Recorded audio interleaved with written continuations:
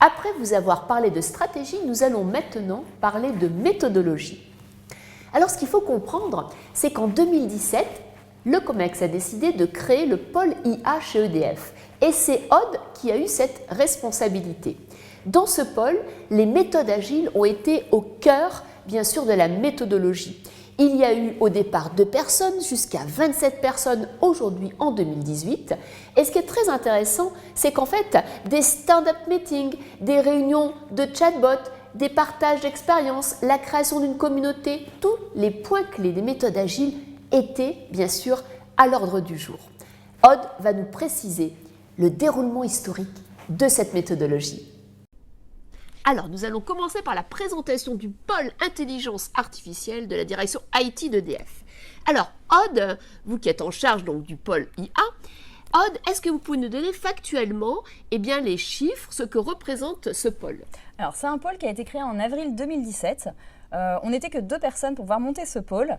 Aujourd'hui, en septembre 2018, on est 27 personnes. Donc, c'est un pôle qui a énormément grossi. Alors, comment est constitué ce pôle? On a 2 personnes qui sont en charge du pilotage et on va dire de la communication auprès des métiers sur notre offre de service. Parce que nous, effectivement, on va proposer une offre de service à tous les métiers du groupe, par exemple une offre de service pour mettre en place un assistant virtuel ou du traitement automatique de mail. Notre pôle est constitué donc de 27 personnes. Donc ces 2 personnes qui vont être en charge de la communication et de l'animation du pôle, également 13 experts intelligence artificielle qui sont principalement des internes. Ça a été un vrai choix stratégique d'EDF de pouvoir maîtriser en fait toutes ces technologies, au moins sur les premières années. Également 5 Scrum Masters, puisqu'on n'est que en démarche agile. Donc, ce sont des chefs de projet qui vont animer en fait les projets en démarche agile. Nous avons également 2 développeurs pour pouvoir encapsuler nos applications sur la partie front et la partie back.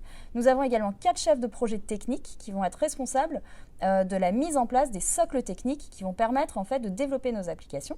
Et puis un architecte qui va nous suivre tout au long du projet. Quelle belle équipe! On voit une équipe pluridisciplinaire. Alors, en termes de management, comment vous arrivez à travailler avec tous ces experts et cette pluralité de profils? Alors effectivement, l'IA, c'est vraiment un domaine qui est très pluridisciplinaire. Déjà par rapport à nos experts, en fait, ce sont des personnes qui vont avoir très souvent plusieurs domaines de prédilection. On peut tout à fait avoir un expert qui fait du traitement de l'image, mais qui est également expert en fait en traitement automatique des langues. Donc nous, on a choisi de ne pas cloisonner, de ne pas avoir de silo et d'enfermer un expert en fait dans une seule expertise.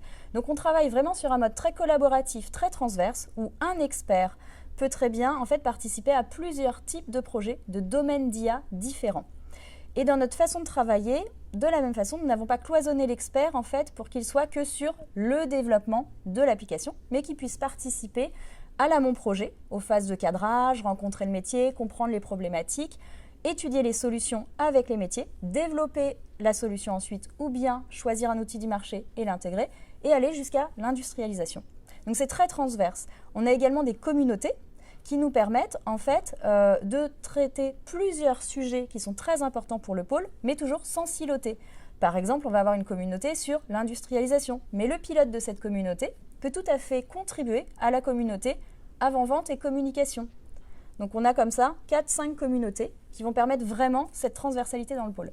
Donc en résumé, un expert, il a bien sûr son domaine d'expertise, mais il peut se développer sur de la récolte de besoins ou sur d'autres compétences qui viendront en fonction des projets.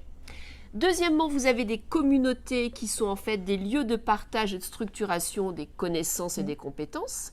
Et troisièmement, vous avez un type de management qui n'est pas un management classique et siloté parce qu'avec cette multitude de profils, vous avez besoin d'échanger, de partager. Par exemple, est-ce que vous pouvez nous donner des exemples de moments de management qui sont des moments rites dans votre semaine?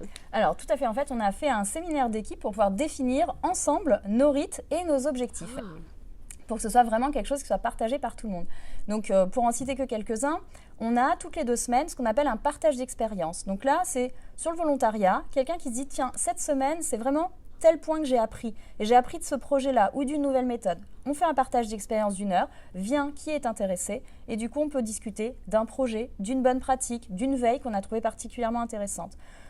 Tous les mardis, nous avons un stand-up meeting qui se place devant un panneau de management visuel. Et là, en fait, on va avoir chaque personne qui va nous dire, bah, tiens, tel projet a changé de statut, de façon à ce que les différentes personnes du pôle, on est quand même 27, aient une vision globale sur le statut de nos 40 projets, parce qu'on a une quarantaine de projets. On parle également, sur ce moment-là, des différents événements qu'il y a à venir dans le mois pour que chacun puisse se positionner et qu'on puisse s'organiser. Et puis, on a tous les vendredis ce qu'on appelle en fait une chatbot académie, où en fait on va discuter avec nos contributeurs sur les chatbots des bonnes pratiques, de l'avancement des projets, etc. Et puis juste derrière, en fait, une revue de pipe de tous les projets avec nos chefs de projet pour vraiment rentrer dans l'avancement de chaque projet, lever les alertes et avoir du coup une idée un petit peu de l'avancement de chacun. Une idée me vient à l'esprit en vous entendant. Comment faites-vous en fait de la reconnaissance managériale avec en fait tous ces rites, ces différents rôles d'experts, mais en même temps, j'allais dire de manager projet, hein. Comment vous arrivez à reconnaître individuellement et collectivement chacun de vos membres ? Alors en fait, c'est quelque chose qui se fait, je trouve, vraiment d'une façon assez collaborative. On n'est vraiment pas sur de l'individualisme et c'est ce qui fonctionne très bien dans ce groupe. Il y a une très bonne ambiance et vraiment un esprit d'équipe un peu familial. Pour autant, en fait, on voit bien les projets qui avancent, ceux qui avancent moins. Et je trouve qu'il y a une vraie entraide dans ce pôle parce que du fait que ce soit très transverse et que nos experts travaillent systématiquement en binôme, fait qu'en fait, il y a un vrai partage et une vraie montée en compétences et une vraie entraide entre les gens.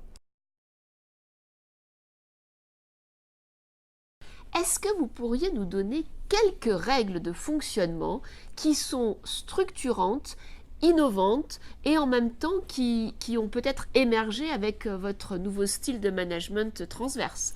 Alors en fait, par rapport à ce qu'on a classiquement chez EDF, voilà, des organisations très pyramidales, nous, on s'est plutôt inspiré de toute la théorie de l'holacratie pour vraiment mettre en place un système par communauté très transverse avec des groupes de travail de façon à ce qu'il n'y ait pas cette organisation très pyramidale et très hiérarchique, mais plutôt quelque chose en râteau où chacun va pouvoir vraiment trouver sa place au sein de l'équipe. Alors, ce qu'on sent vraiment dans votre équipe, c'est un respect mutuel, le respect de la parole, le respect à la fois de l'idée, le respect du temps, et le respect est vraiment au cœur de votre façon de travailler. Merci beaucoup pour ce partage. Merci.